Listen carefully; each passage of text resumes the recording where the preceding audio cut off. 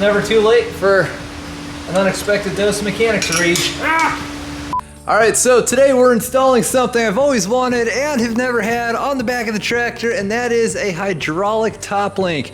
Now, this thing, for those that don't know, the top link and the upper link on the 3-point hitch, basically, these two things essentially pick up and lower our implement, and this controls the angle of the attachment. So like if I've got a mower or something back here, most of the weight is on these bottom sections, and as you can see, this is what does like all the lifting action.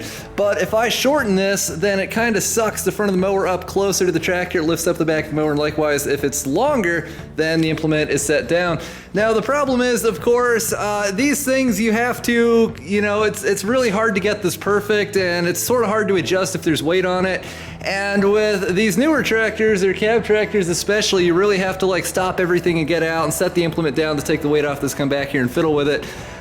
So it's, you know, a lot of the time you just don't have it perfect. You just have it close enough to close enough, but sometimes I'll be, you know, for example, mowing hay or whatever. I'm like, man, I wish I could get like, you know, 2 more turns out of this just to angle the mower just right. So where I'm going with this is what I've acquired is this. This is a hydraulic top link attachment, and we got some couplers and some hoses, and it lets me use, or hopefully it will, unless there's something wrong with it, it'll let me use some of the hydraulic remote levers inside the tractor cab to adjust how long and short this is. So this is what we have. This is a larger category 2 setup. This should be pretty well sized for the tractor. I bought this from Surplus Center. I'm not affiliated with them, but I figured since I'm doing this anyway, I might as well make a video about it. And yeah, we'll see how much there is to this. It should be fairly simple, but those are kind of famous last words. Now my main concern is how am I actually going to secure this thing out of the way when it's not in use, because obviously that big hydraulic cylinder is not going to fit in here. Let's see. I can just remodify this real quick. So this original top link, it's a category 1 or category 2 system. So if you're using a piece of machinery which is larger and it actually fits the tractor, you have this end stuck backwards and you use the larger pin here. And if you're using a smaller piece of equipment, you can flip it around and use that smaller port. But this one just has the 2 for the larger size. So I guess we're gonna try to make it work with this bushing, which honestly, I don't even remember why I bought that, but evidently I had a reason to at some point. That's the beauty of not throwing out all those odds and ends for stuff that doesn't fit or you don't end up using. All right, yeah, this thing's beautiful. I'm trying not to scratch it up. It looks powder coated or something. I'm like I said, I'm not in any way, shape, or form affiliated with Surplus Center, but that's usually where I buy like a bunch of hydraulic hoses and whatnot. So everything else I bought there has been good. Guess we'll find out how this thing holds up. Oh, it doesn't fit. Oh shoot. Okay. Well, just come in here and mutilate this stuff with a belt sander.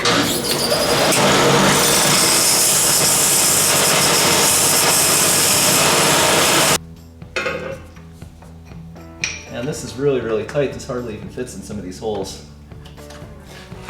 Oh, all right. Shoot. Yeah, that's not gonna work, is it? If I raise this up, the cylinder, hits the top of that bracket, which isn't good. So I think we're gonna have to just put this in one of the upper holes here. That's not working at all, is it? Alright, so these are the hydraulic fittings I picked up. Hopefully they work. This should just be kind of a standard Pioneer style fitting. Alright, just for something different, I've started using Loctite to seal hydraulic fittings because it doesn't leak. Ever. And some people don't like it, which is fine, but I mean, these things, once they're on there for good. And of the big 3 hydraulic fitting types, National Pipe Thread like this stuff, the NPT fittings, the JIC fittings, and the SAE O-ring fittings, the NPT ones, oh, get this as tight as I can here. The NPT ones are the ones that usually leak for me, and that's until I discovered this trick. I don't think I've had one leak since. So, it's a little different, but I'm not going back. Now this all made perfect sense when I ordered it, so hopefully it'll actually go together right, and I hope these plugs are NPT plugs so the hose I bought will fit, and looking at this I think that they probably are. But it's never too late for an unexpected dose of mechanics to reach. So one of these hoses is a little longer than the other, and I want the longer one to go in this side so that it can more easily reach the fittings. Oh, all right, that should be in there. Yeah, that ought to work, hopefully. So I decided to wrap these hoses in some of these nylon, I think it's a type of nylon, really heavy duty hydraulic line and TIG torch and everything else, pretty much any type of hose you can run through this. It's a type of really tough protective sheath covering type of deal. And what's really nice about this is it keeps the sun off of these hydraulic hoses, so that way we don't have to worry about them getting baked by the sun, and of course the rubber insulation like flakes and cracks and falls apart and everything. It'll also protect them from abrasion, and you know, if it ever rubs up against like a PTO shaft on this or something. So this stuff is very, very tough. That's one lesson I've learned about it. You really need either an extremely sharp knife or better yet, a razor blade to cut it, but it's very, like I said, it's very, very tough, so it keeps pretty much everything off the hydraulic lines. Should just help this to last that much longer.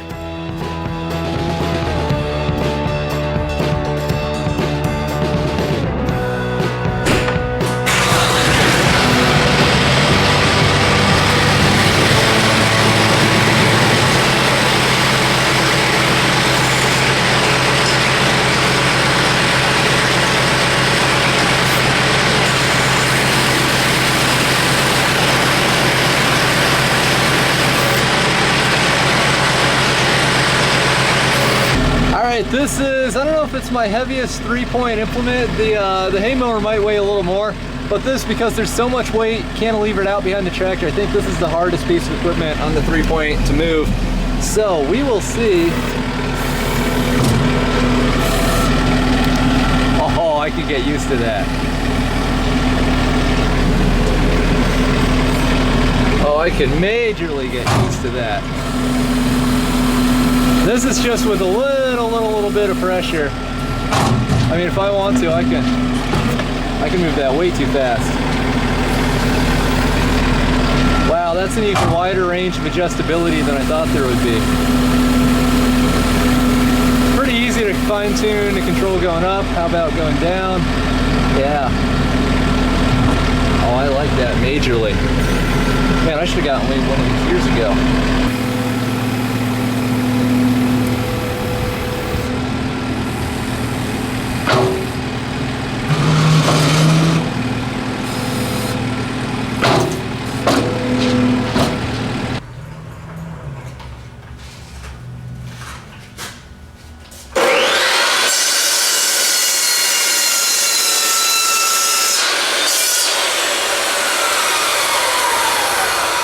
Alright, so I had to think outside the box a little bit here. I realized nothing good was going to come from the bottom of this cylinder rubbing up on the top of this PTO guard. Thought about just removing the guard because we don't really need it, and the problem with that then is this is majorly going to swing up and down and all over the place, and then this is going to hang down and you know, potentially interfere with PTO shafts, but actually it's not even touching right now because that paint's still getting worn away. There we go.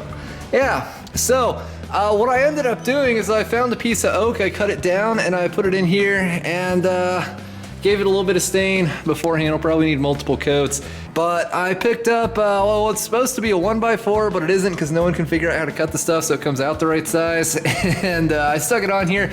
And I think this is the best solution for this problem now. So I'm, you know, like driving around the yard between implements or whatever. If this jumps up and down, that guard's really sturdy. This backs up against that. So nothing bad's gonna happen to the guard, and now we're not even damaging, hopefully not even damaging the finish on this. Maybe the finish, but not the steel.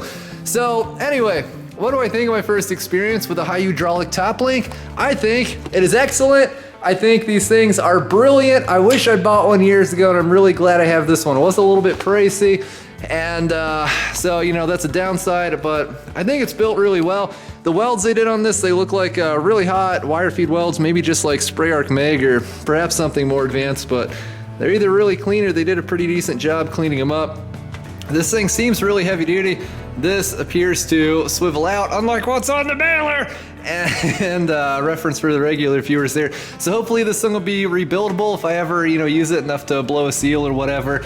And it seems like it fits okay-ish. I probably should have sanded down back in here. Maybe I'll still do that actually. But whatever the case, I don't regret buying it.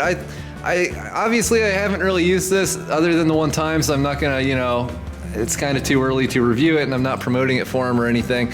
So I'm not really going to recommend one of these over all the others. I don't know enough about hydraulics or, you know, hydraulic top links to really be able to judge. But whatever the case, there are a lot of these options out there. I've got no regrets about buying this one.